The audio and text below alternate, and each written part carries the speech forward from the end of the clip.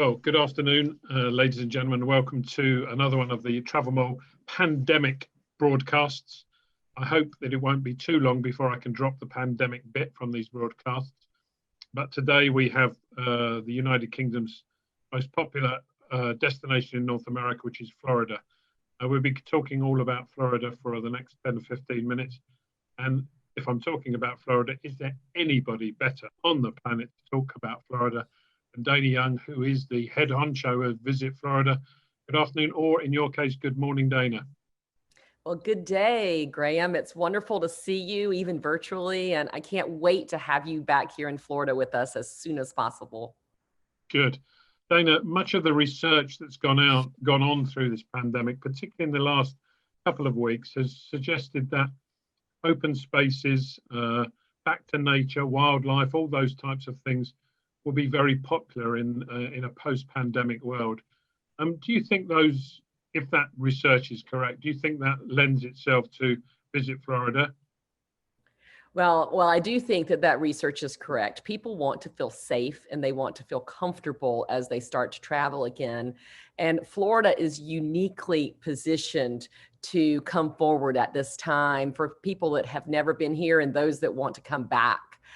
We have traditionally marketed our just wonderful outdoor activities, and we've always enjoyed sharing new outdoor experiences with our UK visitors. But as travel is resuming, Florida offers opportunities unlike anywhere in the world, because not only do we have 175 state parks, 3 national parks, 825 miles of beaches. We also have our theme parks are open under safe restrictions. We have outdoor dining that I think is probably unsurpassed anywhere. So we are in a position, as the weather right now is absolutely brilliant, we're in a position to welcome people back in a way that most places cannot. And we are encouraging people to start dreaming about Florida and to come back as soon as possible. Very good. I would imagine that domestic tourism has been a big feature. Well, I know it has for Florida this year and will continue to be so, I would imagine. Do you think that's been a useful learning and indeed investment exercise for your partners in Florida, you know, hoteliers, destinations, restaurants, etc.? Well, Graham, Visit Florida has traditionally not marketed within the state of Florida. And this year we decided that it was really important to let Floridians lead the way to the recovery of our tourism industry. And so we launched a massive marketing campaign within Florida to kind of draw on that pride that Floridians have, the pride of being able to live every day in a place where people long to vacation. And part of that was reminding people of the things that they know and love about Florida, our beautiful beaches, our great weather. But it was also encouraging people to get out and learn more about this amazing state that we live in. And so we saw a tremendous response from Floridians who started taking a lot of drive trips all over the state.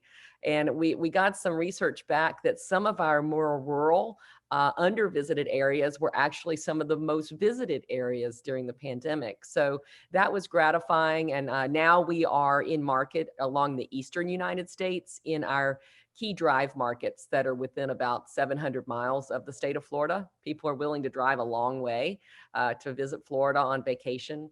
And we're seeing tremendous response from that as well. Good. That sounds very encouraging. And in light of what you've just said about open spaces, etc., and the experiences that you've had with domestic tourism, both Floridian and out of state tourism, the natural theme parks that you have, as you've mentioned, all of the parks, the coastline, will this change the Floridian messaging, Visit Florida messaging to the international market once you feel confident that the market will be coming back? Well, I don't know that it will change the messaging because clearly we try to market again our amazing outdoor experiences and the opportunity to do a lot of different things within a short drive of all of our key airports. So, for example, I mean, there's just too many of these examples to give in a Zoom call, so I'll choose one. But for international visitors flying into Orlando, many of them would like to visit some of the key theme parks in that area. There are many.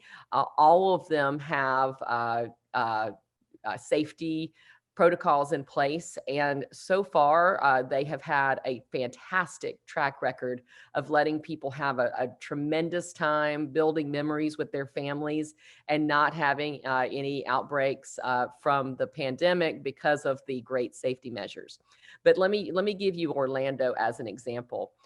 Within probably 30 minutes of the Orlando airport, I recently took an airboat trip on Lake Kissimmee. This is something, even as a sixth generation Floridian, which I am, I had never done. And on this airboat trip, I saw beautiful pink roseate spoonbills. I saw alligators. I saw incredible water lilies that I had never seen in Florida before. I saw giant snails that were about this big. So, this is 30 minutes from the airport. If you went an hour east or an hour west, you have really, really unique experiences. If you go an hour east from Orlando, you have the Kennedy Space Center, which has a really remarkable visitor experience. You have the Atlantic beaches all along that coastline. An hour west, you have Tampa and all of the really interesting things that the city of Tampa and that area has to offer, and the pristine beaches of Clearwater. An hour and a half gets you swimming with manatees in Crystal River or zip lining in Ocala. And I will tell you that zip lining at the canyons is comparable to anything you're going to find anywhere. It was really remarkable. So that's a long answer, but we have so much to offer that we don't really need to change our messaging much other than to remind people that they can have a safe and incredible and wonderful experience in Florida right now. This obviously gives you an opportunity to fulfill one of the key performance factors of Visit Florida, which is to share the tourism love and the tourism greenback across the state by emphasizing some of these perhaps less well-known areas. Certainly, as you know, I've been to some of these places and they're just unbelievable. But do you think that perversely that COVID will help some of that? Well, I think that I hate to think of COVID helping anything because it's a horrible thing. But I do think that Florida is uniquely positioned right now to possibly recover more quickly than some other areas. Because as I said, like today in Tampa, it's 70 degrees and sunny. We are just coming into our most brilliant period for weather, and we do have just naturally all of these experiences. And I was thinking as I was preparing to talk to you this morning about how, in Florida, people do wear masks inside. We wash our hands. There are sanitation stations everywhere. But because of our lifestyle, where so much of what we do is outside and in outdoor environments, life feels a lot more normal here in Florida than I think it probably feels most anywhere else. We just naturally dine outside. We walk in the sunshine. We exercise outside. There are just so many things to do that is just the way of life here. So again, it probably for most people, certainly in the UK, feels more normal here than most other places right now, even though it's also very, very safe. Now, Florida has long had an association and relied quite heavily upon the travel trade, tour operators, travel agents, etc. Do you see that relationship continuing? And indeed, because of the need for reassurance, for the need for up-to-date information, the need for trust, I suppose, that the travel trade will be perhaps an even more important partner of Florida in the future? The travel trade is a critical partner for us, and we have been committed and will continue to be committed to the international travel trade. We, in fact, just a few weeks ago hosted the TTG Florida Fest, and we had over 400 travel agents and tour operators that participated. We did a lot of training on Florida, our Visit Florida Travel Pro. We did a lot of intensive seminars on various destinations. We even did a beer tasting where the participants were shipped beer at their homes or offices and were able to participate in a beer tasting from Cigar City Brewing in Tampa. So we were able to incorporate some fun activities as well. But we had tremendous response. 100% of the participants said that they got what they needed from the exercise and from the week-long seminar. So that was really encouraging. And another thing that is very encouraging is that we are seeing advanced bookings from the UK in 2021, 2022, and even out to 2024. So we are going to continue our strong commitment to the travel trade, and can't wait to get on a plane and come over there and meet with our current partners and hopeful new partners as soon as it's humanly possible. Now, one of the things that also lots of Brits go to Florida for, they have a week holiday, then they may jump on a cruise ship, either in Port Lauderdale or in Miami or in Key West. They may not jump on a Key West, but they would go to Key West. Did the vote in Key West of the residents to reduce the amount of cruise ships surprise you somewhat? Well, clearly the cruise industry is critical to Florida tourism, and they have been hit harder than any other segment of the tourism industry by this pandemic. So I know that the cruise lines are currently in consultation with the federal health officials to come up with a series of protocols that would enable them to cruise safely. And they have put off any cruises leaving Florida ports until 2021. So hopefully that important part of our tourism sector will get back online very, very quickly.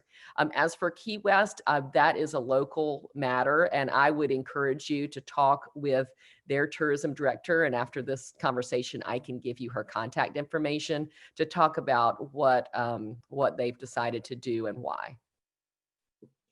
Well, you will probably be delighted to know we ran a story. No doubt you've read it already, because your communications director would have given you the story. But the amount of searches for Floridian holidays in the last 12 days has gone up 187%. That must be very encouraging for you. You mentioned strong order books going forward. How positive, how confident are you that 2021 will be a comeback year for you? Well, I always see the glass as half full, and right now I see our glass as more than that. That is fantastic news. We believe that, again, as I've said, our ability to allow people to come here to Florida, have an amazing, life-changing family vacation or couples vacation is second to none. And so we are taking our situation as it is and using it to our advantage in terms of using our marketing dollars to educate international visitors and domestic visitors on the wonderful experiences that are available today. Florida is open for business, and life is good. Good. Well, to follow that final question, Dana, to follow that up, I'm assuming that at this early comeback stage, you're very confident, and I think that's great for everybody to hear that. Have you already had discussions with airlines about the revamping of their schedules coming into the state? We have. In fact, we've never stopped talking with our airline partners, our international and domestic partners. Right now, the airlift is not good into Florida, but we are hopeful that those routes will be put back online very, very soon. Our governor, Ron DeSantis, is very supportive of international travel into the state and has lifted any quarantine requirements for visitors coming to Florida from within the United States or internationally. And so as we move forward, we just want our visitors to know that we're working with the airlines, we're working with the tour operators and and travel agents. And we just want you to come back. We miss you very much. And we are ready to welcome you back into a beautiful and safe Florida. Dana, thank you very much for your time. I think it's going to be it will be 2 years since you took the job on. You've had an interesting 2 years, haven't you? I have. I don't know if it's a term in Britain, but we call it dog years here. Every year for a dog is like 7 years of a human life. And my 2 years have felt like 2 dog years. Good. Well, you're doing a good job. And thank you very much for your time. We do have the expression dog years. Hopefully this won't be dog minutes on the interview. People will be entertained by it and informed by it. So thank you very much, Dana. And I look forward to that first glass of wine with you when we meet again. I can't wait. I'll see you soon. Good. Thank you. Megan, you still there?